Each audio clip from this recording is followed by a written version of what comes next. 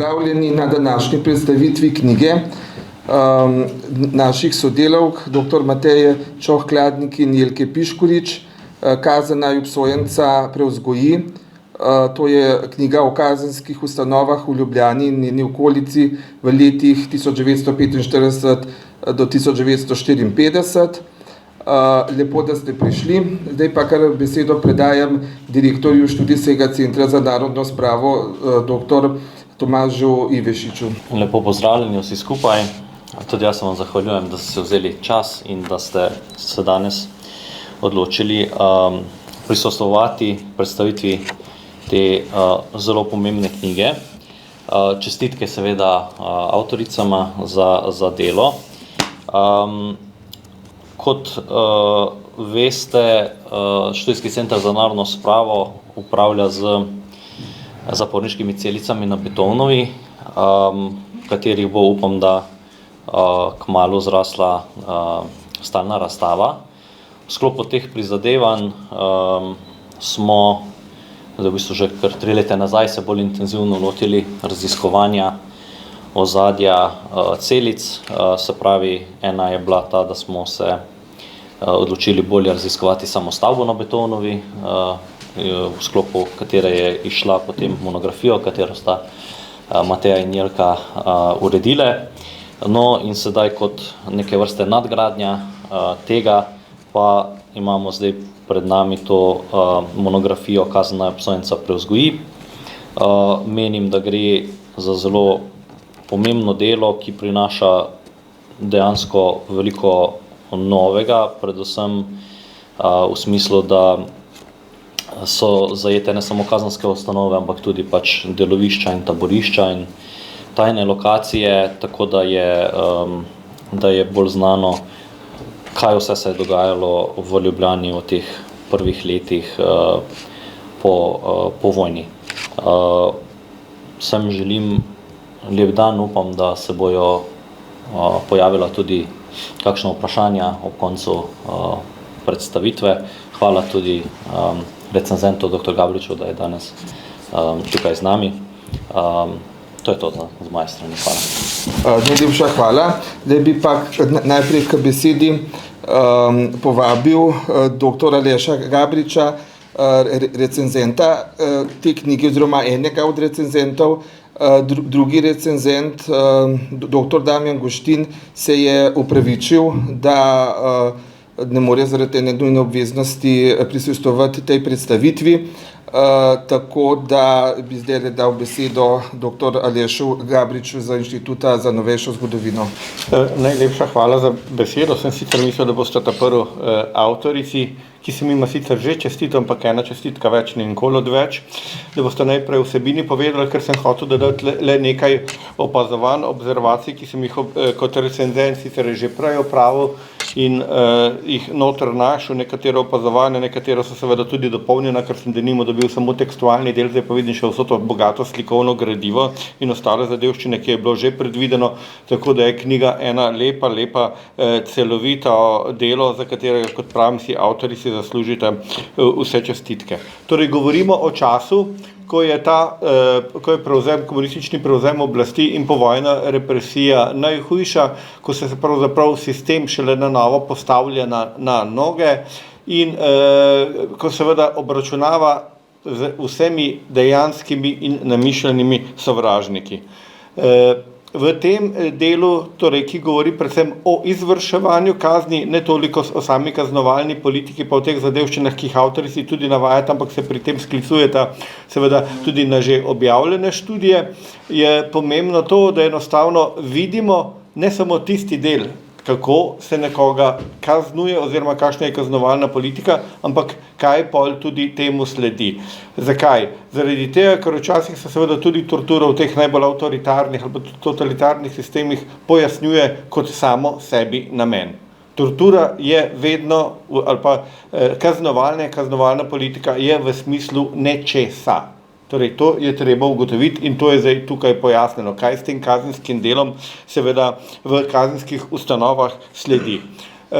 Avtorici sta v delu zelo previdni pri tako terminoloških vprašanjih, kot pri razni fluidnosti prehajanja podatkov. Zakaj?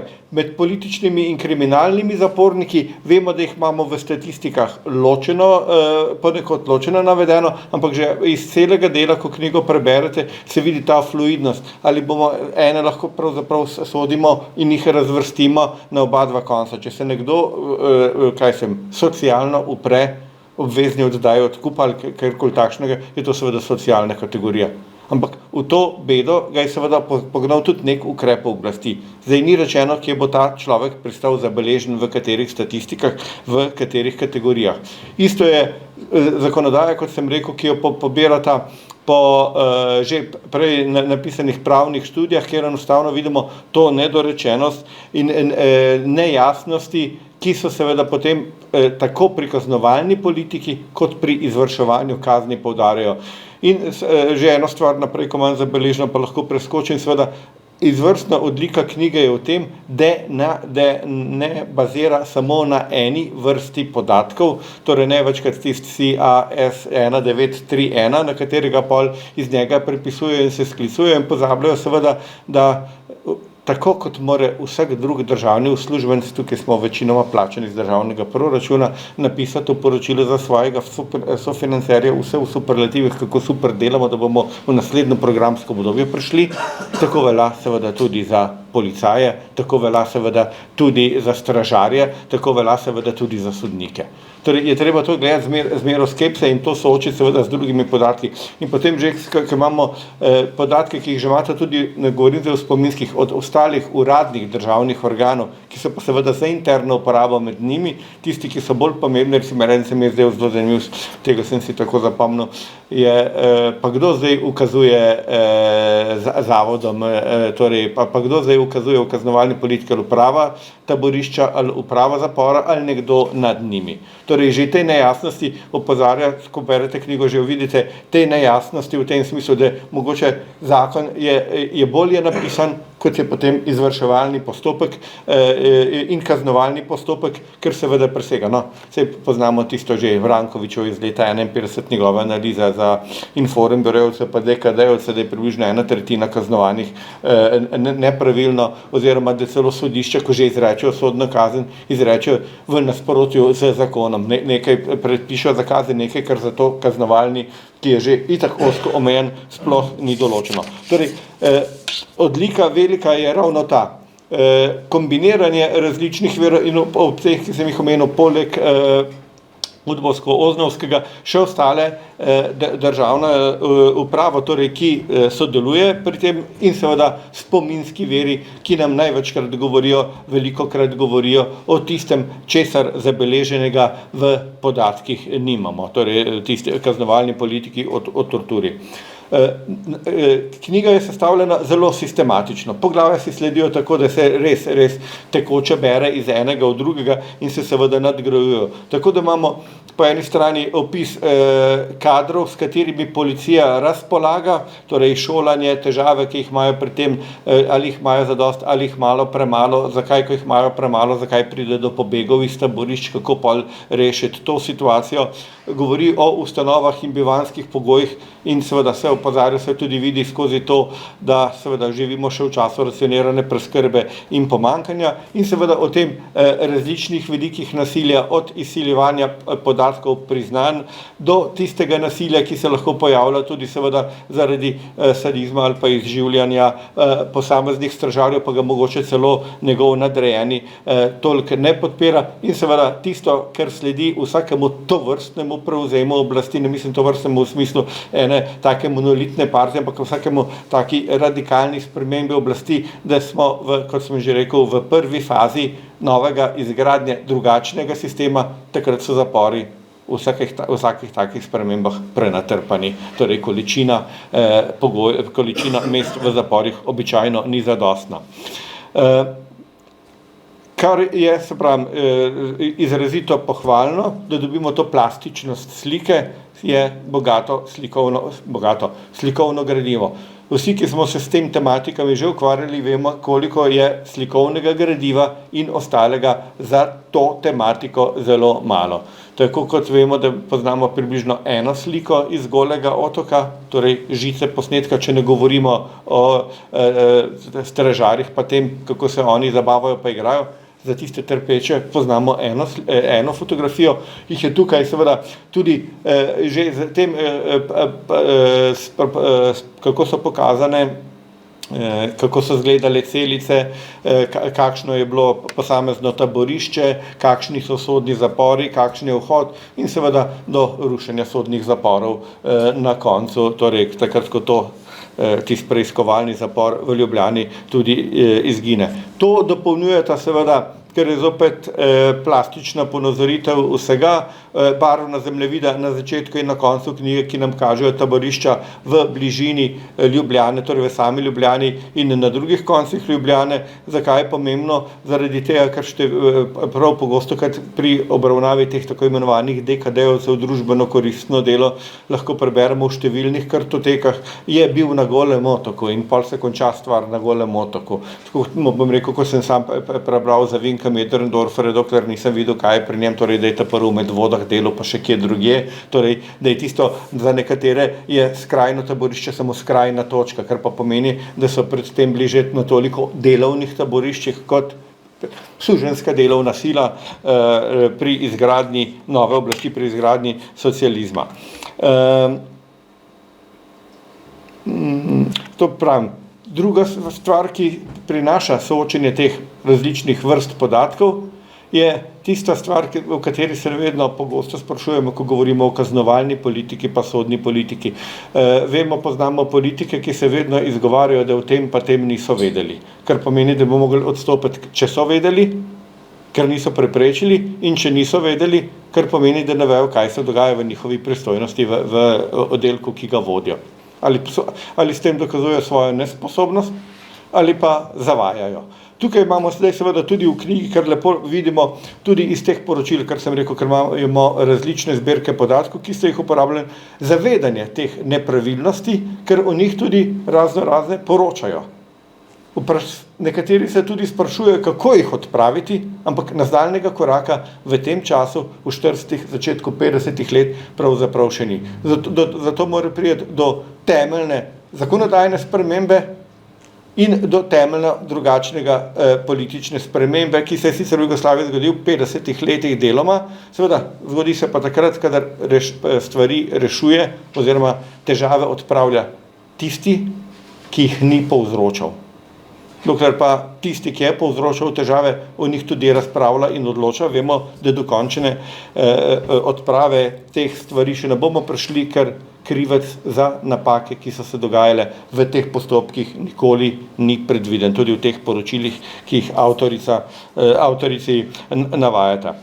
In za konec, da ne bom predolgo, še ena stvar, ki je v branju take knjige, ki me kot zgodovinarja vedno zelo razveseli.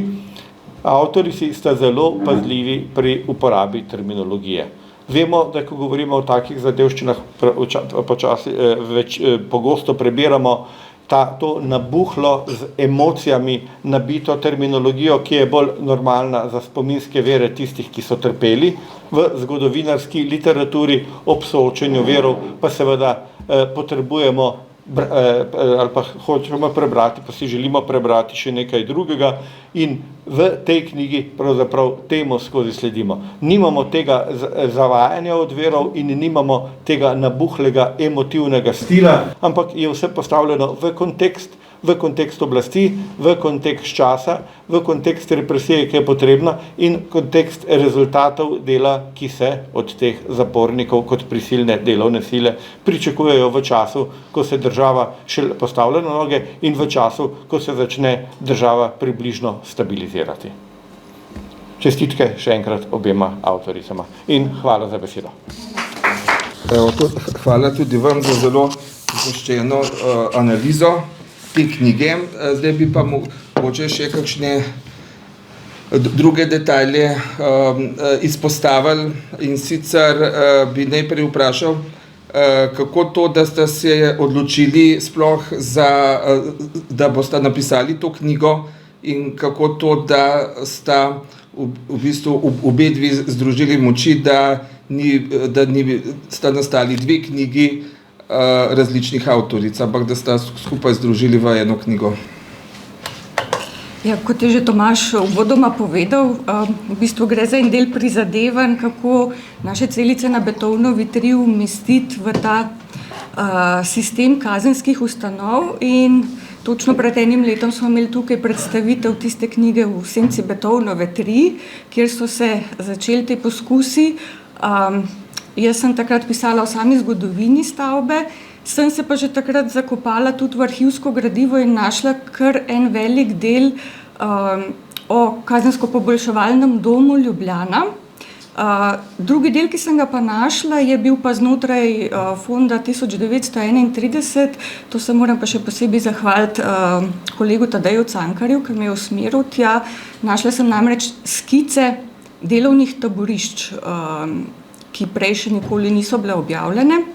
In potem, ko sva se z Matejo pogovarjali, ko sva primerjali te zadeve, sva ugotovili, da se nama stvari dejansko podvajajo. Ravno te skice je bil en tak lep primer, ko se je en gospod skušal skriti v dimnik, mislim, da je bilo Fizikalnega inštituta, kjer so delali.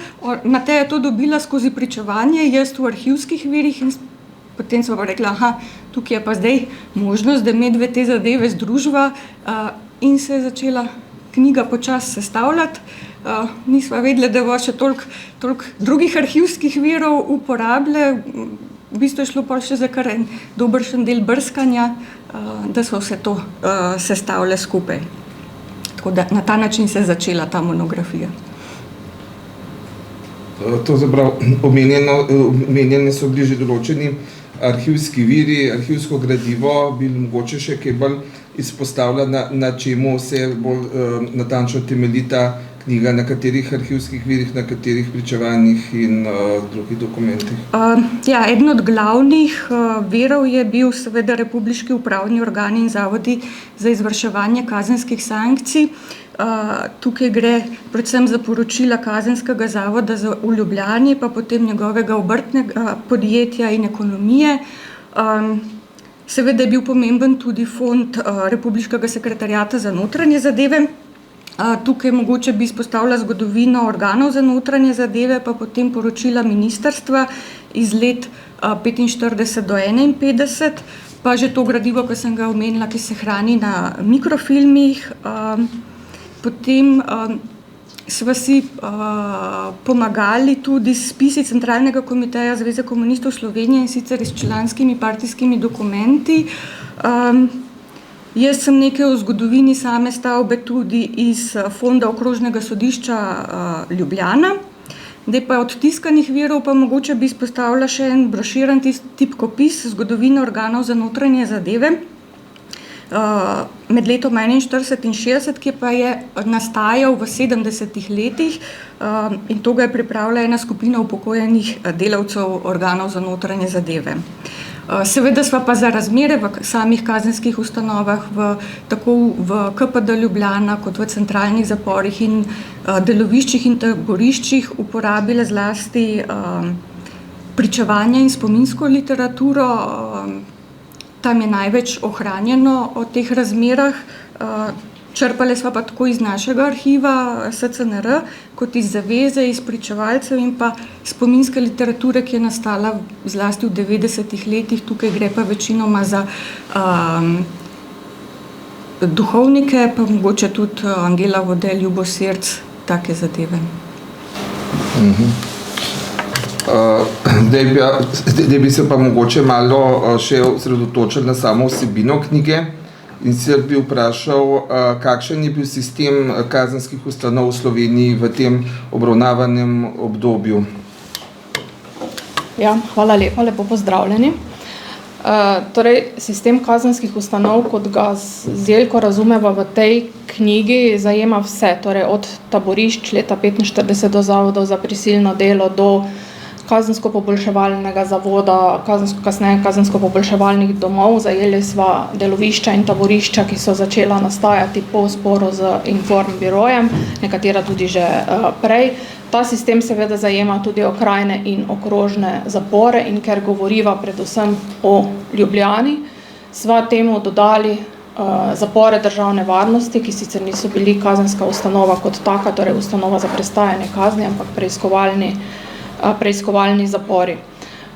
Tudi z tega vidika, da mogoče poskušava najti kaj več informacij o samih celicah na Betovnovi, pa zaenkrat tu žal nisva prišli dlje.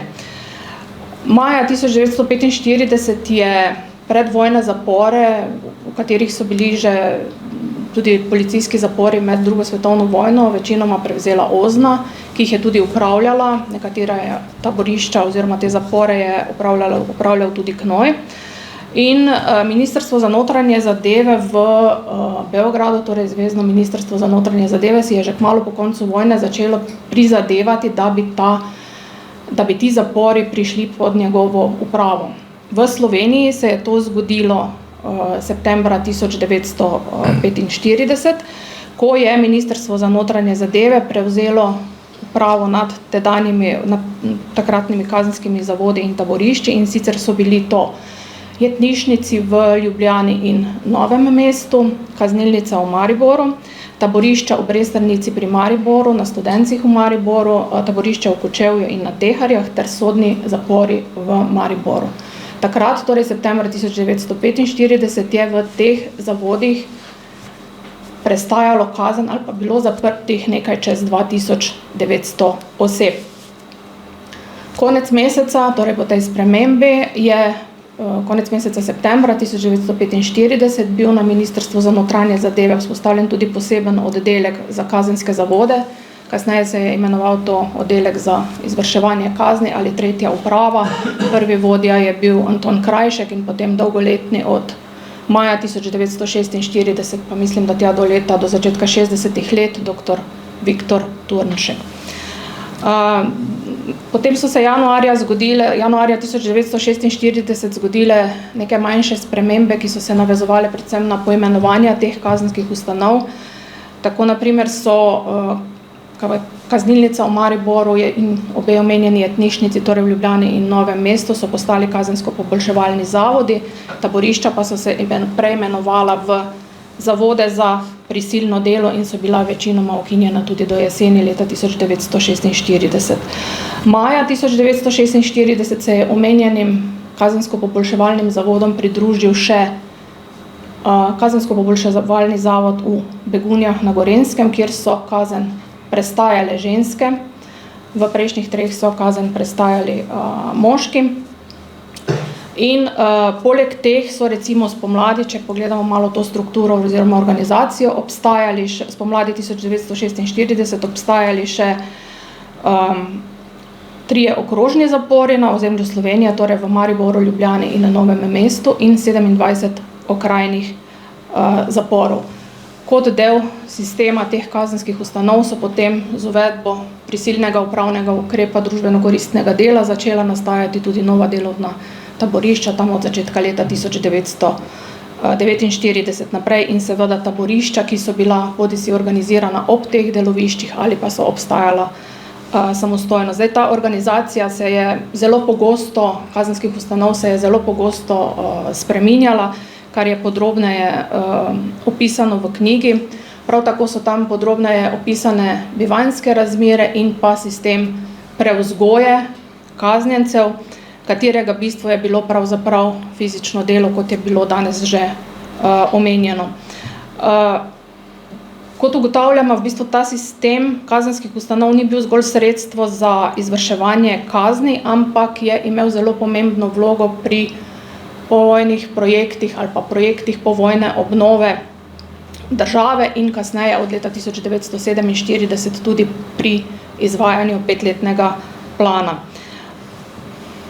Danes je kar dosti znanega o tem, da je izvajanje kazni spremljalo seveda psihično in fizično nasilje, ki so mu bili podvrženi, posebej hudo so trpeli predvsem tako imenovani politični zaporniki. Mogoče bi na tem mestu omenila še dve stvari, namreč s tem, ko je Ministrstvo za notranje zadeve septembra 1945 prevzelo kazenske ustanove, je bilo zadolženo organizirati tudi njihovo zavarovanje oziroma varovanje. Po koncu vojne je to varovanje kazenskih ustanov prevzela Narodna milica, v katero so bili takrat, ali pa v ta sistem varovanja kazenskih ustanov so bili prevzeti tudi nekateri predvojni pazniki.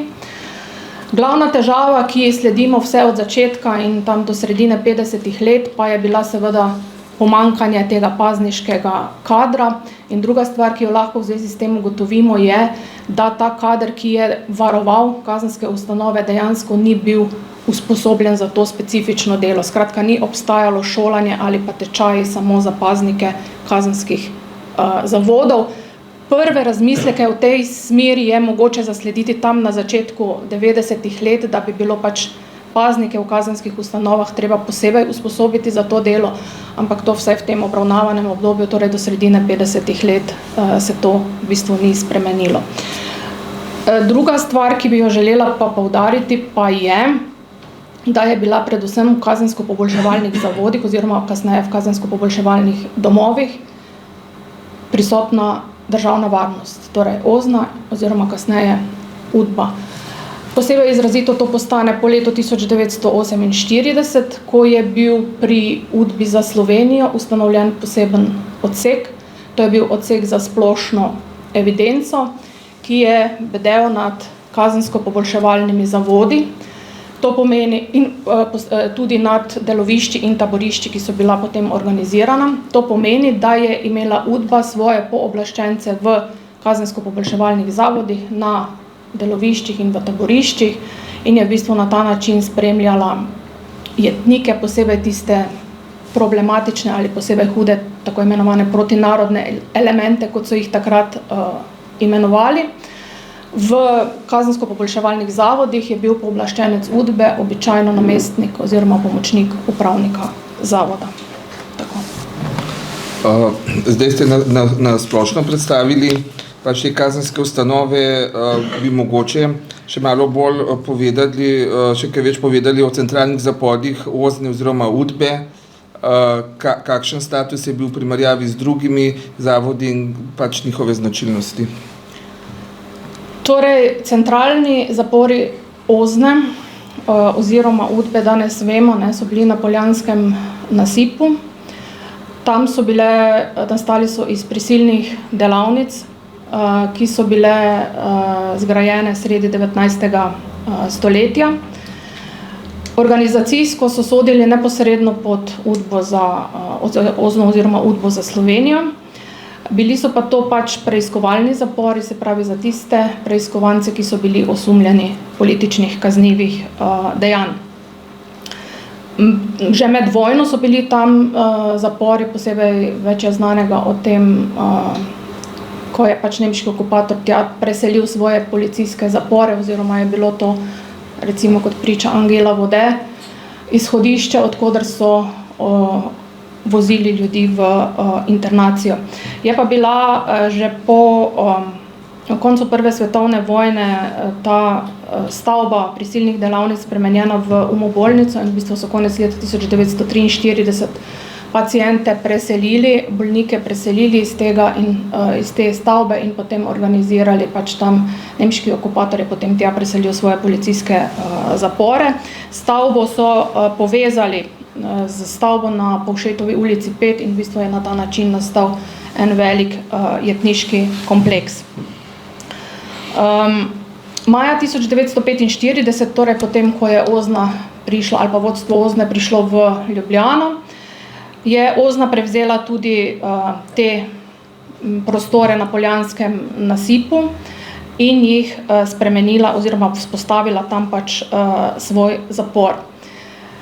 Na podlagi seznama pripornikov lahko ugotovimo, da so bili prvi priporniki v prisilne delavnice prepeljani 12. maja 1945 in sicer najverjetneje iz ljubljanske jetnišnice. Zapori UDBE na Poljanskem nasipu so obstajali do konca leta 1953, v glavnem za ta čas so pač ohranjene priporne knjige. In kot zadnji so bili v 6. priporno knjigo vpisani tisti, ki so bili aretirani 16. decembra 1953. Tako je bilo v tem obdobju, torej od 12. maja 1945 do sredine decembra 1953 v 6 pripornih knjig vpisanih okoli 12.000 oseb. Te priporne knjige danes hrani Arhiv Republike Slovenije. V času obstoja centralnih zaporov je te zapore upravljalo vodilo 7 komandantov oziroma upravnikov. Imeli so namestnike oziroma pomočnike. In za konec leta 1945 je dokumentirano, da je v centralnih zaporih obstajala preiskovalna služba, ki jo je vodil pravnik dr. Viktor Turnšek, kasneje načelnik oddelka za izvrševanje kazni. Takrat, v tem obdobju, torej konec leta 1945, je bilo 7 preiskovalcev v centralnih zaporih. Kako dolgo je ta preiskovalna služba oziroma preiskovalni odsek, so ga tudi imenovali, obstajala, ni mogoče natančno ugotoviti. Zagotovo je delovala še spomladi 1946, je pa bil potem na začetku leta 1947 pri Udbi za Slovenijo ustanovljen posebni preiskovalni odsek in od takrat naprej posebne preiskovalne službe v centralnih zaporih ni bilo več. So pa ena od nalog tega preiskovalnega odseka pa je bila, da nadzira centralne zapore, med drugim. Tudi preiskovalci so opravljali tudi zaslišanja v centralnih zaporih, pripravljali obtožnice, obtožne predloge, skratka vso gradivo, ki je bilo pač potrebno za pripravo procesa. V kompleksu centralnih zaporov na Poljanskem nasipu sta imeli svoje zapore tudi 2 okrajni pooblaščenstvi Udbe. Sicer ni nikjer natančno napisano, kateri ali pa dokumentirano, katerih pooblaščenstvi Udbe naj bi to bili, ampak glede na organizacijo bi rekla, da sta bili to pooblaščenstvo Udbe za Ljubljana mesto in pooblaščenstvo Udbe za Ljubljana okolico, ker vemo, da pač poleg centralnih zaporov Udbe so imela vsa pač okrajna in okrožna pooblaščenstva Udbe tudi svoje zapore. Zdaj, tako stanje je dokumentirano edino za leto 1949. Za druga leta takega podatka nisva našli, ampak verjetno je bilo zelo podobno, ali pa enako. Če se malo dotaknem še paznikov, med letoma 1945 in 1953 je pripornike varovalo najmanj 82 paznikov, med tem je bilo 6 žensk. Ta pregled je narejen na podlagi dokumentov organizacije in kadrov Udbe od leta 1945 do 1953. Viri kažejo, da je bilo konec leta 1945 v centralnih zaporih 10 paznikov in da je njihovo število začelo hitro naraščati po 1. januarju 1946 in naj bi jih bilo aprila že 26. V naslednjih 2 letih se je to število precej zmanjšalo in ni jasno, tam padlo je pod 10 in ni jasno zdaj, kaj to pomeni. Ali je bilo dejansko tako malo število paznikov, kar je skoraj neverjetno, ali pa ti seznami pač niso popolni. Izrazit porast števila paznikov potem je mogoče ponovno zaznati na začetku leta 1950, ko jih je bilo 33, kar je, bi rekla, najverjetneje posledica pač zaostrenih razmer po sporu z Informbirojem, ko se je tudi število teh preiskovancev, ki naj bi storili politična kazniva dejanja, močno povišalo in potem v letu 1951 je to število padlo pod 30 in tako je ostalo potem do konca delovanja centralnih zaporov. Zdaj, te zapore, obstajajo pač neki dokumenti, ki pričajo o tem, da je te zapore nameravala Udba, torej državna varnost, opustiti. To lahko izberemo iz načrtov za selitev kazensko-poboljševalnega doma Ljubljana, torej iz Miklošičeve na to lokacijo, kar se seveda potem ni zgodilo. Centralni zapori, vsaj kar se pripornih knjig tiče, od decembra 1953 verjetno niso več obstajali, vsaj ni mi znano, da kje bi bili. Se je pa potem konec leta 1962 ali na začetku leta 1963 v to stavbo, torej na Poljanskem nasipu, pač preselil, oziroma na Povšetovo preselil okrajni zapor. To je bil tudi čas, ki sovpada s tem pač zrušenjem sodnega oziroma jetnišnice tu KPD Ljubljana na Miklošičevi oziroma v tem predelu. Zdaj bi pa vprašal v zvezi z delovišči in taborišči, ki so delovali v okviru KPD Ljubljana. Kot vemo, je bilo poleg klasičnih zaporov, oziroma v zapornih celicah in zgradb, je bilo tudi več delovišč v Ljubljani in okolici. Nam bi kaj več o tem povedala na kratko? Bom dala kar sliko. To je načrt jetnišnice Ljubljana iz časa, ko je bila zgrajena. Se pravi, zgrajena je bila v začetku 20. stoletja, da bi nadomestila dotrajani in premajhen zapor na Žabjaku. Mislim, da so se 1906 ali 1907 zaporniki preselili tja. To je pogled z severne strani, se pravi, bi rekli z današnje Cigaletove. To je sodišče, ta križ je pa zapor.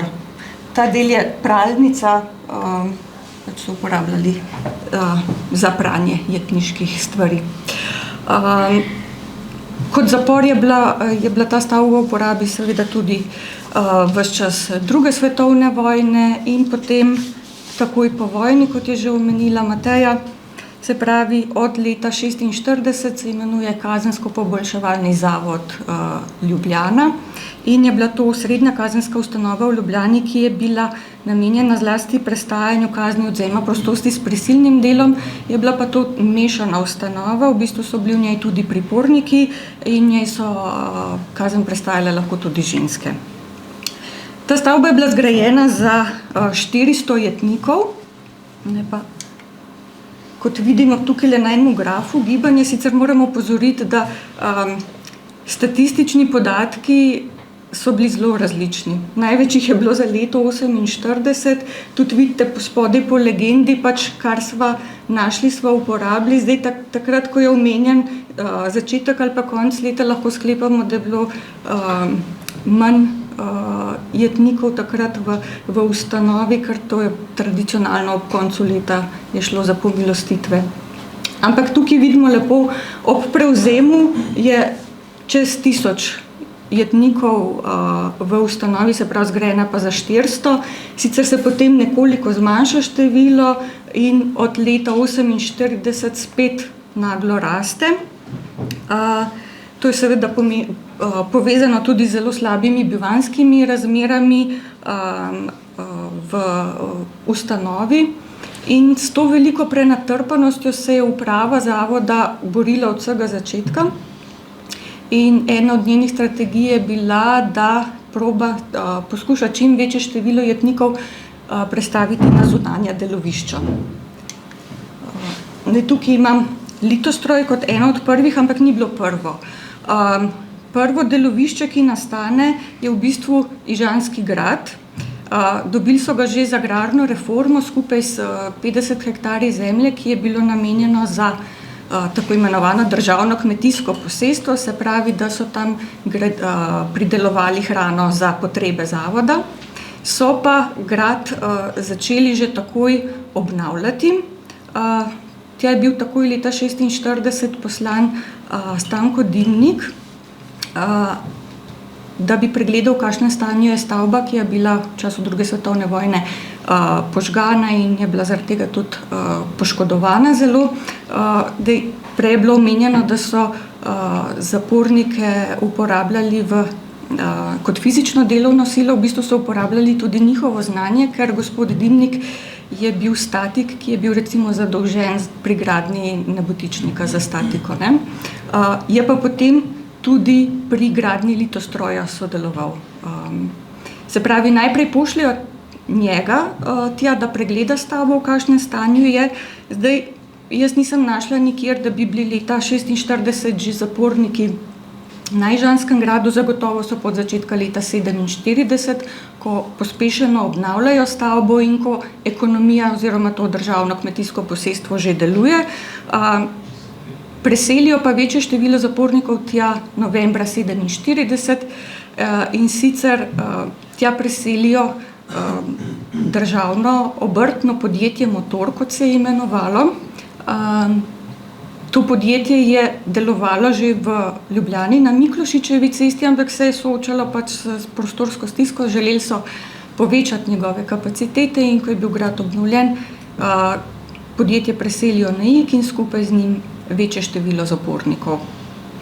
Tako da zaporniki so na Igu tam do začetka 50-ih let, ko podjetje Motor preselijo v Škofjo Loko, ostane pa na Igu državno kmetijsko posestvo. Zdaj, v litostroju, ki je tukaj na sliki, tukaj je tudi skica, tiste skice, ki sem jih prej omenjala iz fonda 1931 iz mikrofilmov, to je ena od njih. V bistvu gre za poročila tistih jetnikov, ki so uspeli po prestani kazni prebegniti zlasti preko italijanske meje in tam v bistvu pišejo poročila za tuje obveščevalne službe, v njih poročajo tudi, kakšno je stanje v jetnišnicah in UDBA ta poročila prestreza, zato se tudi najdejo v tem fondu ohranjena. Tako da delovišče v litostroju zagotovo so iz KPD Ljubljana pošiljali zapornike tja že v letu 1947. To moramo omeniti podjetje Gradis, ki je gradilo litostroje, v bistvu kar s pridom uporabljalo to jetniško delovno silo, ne samo pri litostroju, kasneje tudi v Medvodah, tudi to je Gradis gradil. Tretja taka lokacija, kamor so pošiljali zapornike iz KPD Ljubljana, je pa Slomškova. Tam so gradili dom narodne milice in upravo narodne milice, to, kar zdaj mogoče poznate kot dom Maxa Perca, to je to. In te stavbe so pa gradili od leta 1948 naprej. V bistvu tam je stal Marijin dom, ki so ga deloma porušili in potem deloma dogradili. Potem od leta 1949 pa ponovno začnejo ustanavljati taborišča za poboljševalno delo in za družbeno koristno delo. Seveda, tako kot je že omenila Mateja, to sovpada s časom Informbiroja in kolektivizacijo kmetijstva in s tako imenovanimi delovnimi skupinami za poboljševalno delo in delovnimi skupinami za izvajanje prisilnega upravnega ukrepa družbeno koristnega dela. V Ljubljani je kot taka delovna skupina ustanovljena delovna skupina Litostroj, ni pa edina. V bistvu sva našli še več lokacij. Eno je taborišče Šiška, za tega nisva našli točne lokacije. Edina omemba je, da je nekje med Šiško in Dravljami, obstaja od leta 1949. V tem taborišču so obsojenci samo bivali in so jih potem vozili bodisi na delo v Litostroj, na druga manjša gradbišča po Ljubljani, lahko so tudi gradili ceste in podobno. Potem je taborišče Trnovo, prav tako od leta 1949, tudi tam so obsojenci samo bivali, gradili so večinoma inštitute, se pravi Kemijski inštitut, Fizikalni inštitut, današnji inštitut Jožef Štefan, potem pošto tukaj v bližini. Potem se omenja tudi Tacen, tam so gradili policijsko šolo in sicer med letoma 1949 in 1951. Hidrocentralo Medvode sem že prej omenila, zdaj kdaj so prve obsojence tja vozili, ni čisto jasno, zagotovo so bili tam od leta 50, obstajalo pa je to delovišče do leta 53 in potem seveda tudi taborišče Žale, Tudi to je nekako izpričano med letoma 50 in 53. Tudi tam so obsojenci bivali in potem gradili bloke v bližnjem Savskem naselju, oziroma so nekje našli tudi omembo, da naj bi gradili današnjo Sočo. Zdaj, to so bila tista večja taborišča, delovišča po Ljubljani, so pa obstajala tudi druga manjša, ki so nastajala po potrebi. Recimo obsojenci so sodelovali pri obnavljanju strelišča na Dolenjski cesti, to je ena od takih lokacij, je bilo pa še več. Večina teh delovišč je bila ukinjena med letoma 51 in 53. Da bom tukaj spet Gradis izpostavila. Namreč leta 53 zaključujejo množično delo na hidrocentrali Medvode in Gradis piše upravi Kazenskega zavoda v Ljubljani, da več ne potrebujejo zaradi narave dela takega števila obsojencev in da naj jih prosim odstranijo iz lokacije. In to je za upravo Kazenskega zavoda seveda pomenilo spet dodatni stres, kam z vsemi temi obsojenci. In takrat se začne na veliko razpravljati, kam z obsojenci, kam bi preselili zapor. In v bistvu je KPD Ljubljana z letom 54 ukinjen. En del obsojencev preselijo v novo ustanovljeni KPD Ig. Deli gre pa po drugih kazenskih ustanovah, Škofjo Loko, deli gre tudi na posestvo na Dobu, takrat še ni zapora na Dobu, ampak je v nastajanju, obstaja pa kmetijsko posestvo in potem, kot je že Mateja omenila, stavbo. V stavbi še nekaj časa krajni zapor, potem pa začnejo postopoma rušiti ta zadnji del, dokončno v začetku 60-ih let. Zdaj smo slišali že kar obsežno predstavitev te knjige in več problematik, ki se v zvezi s tem pojavljajo. Za konec bi še vprašal, želite še kaj posebej izpostaviti, kar sta odkrili pri raziskovanju? Zdaj v monografiji je bilo tudi že danes povedano, je objavljeno veliko fotografskega in dokumentarnega gradiva, predvsem pa bi res še enkrat mogoče izpostavila te skice taborišč in delovišč, ki so jih uspeli najti, ker v bistvu mislim, da je tole prvič. Druga zadeva, ki bi jo izpostavila, sta zemljevida, ki jo je omenil že kolega Aleš, in sicer vseh do sedaj ugotovljenih kazenskih ustanov, delovišč, taborišč v Ljubljani in bližnji okolici. To seveda mogoče na mesto opozorilo, da to seveda ni nujno, da so vsa, ker zagotovo je še kakšno obstajalo, ampak to je pač trenutno stanje. Opozorila bi mogoče še na dve tabeli ob koncu knjige, in sicer zbrali sva predpise, najpomembnejše kazenske predpise, na podlagi katerih so sodišča in upravni organi izrekali kazni v tem obdobju, in predpise, na podlagi katerih je izvrševanje kazni v tem obdobju tudi potekalo.